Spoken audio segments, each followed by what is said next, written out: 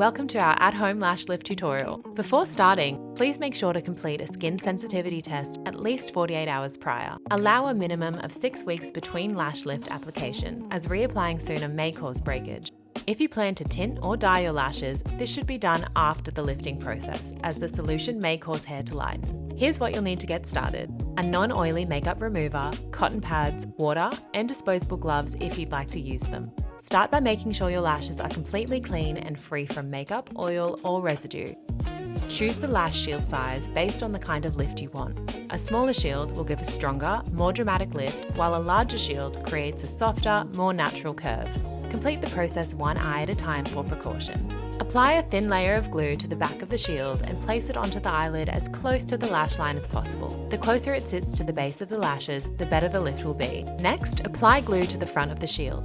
Using the comb, gently lift and guide the lashes up onto the shield. Take your time to make sure the lashes are straight, separated, and not crossing over each other. Once the lashes are in place, apply the perm solution through the middle section of the lashes. Avoid the tips and the lash line and leave this on for 8 to 12 minutes. Gently remove the perm solution with a clean cotton bud. Now apply the set solution in the same way. This step locks the lashes into their new lifted shape. Leave it on for another 8 to 12 minutes, then carefully remove it with a clean cotton pad.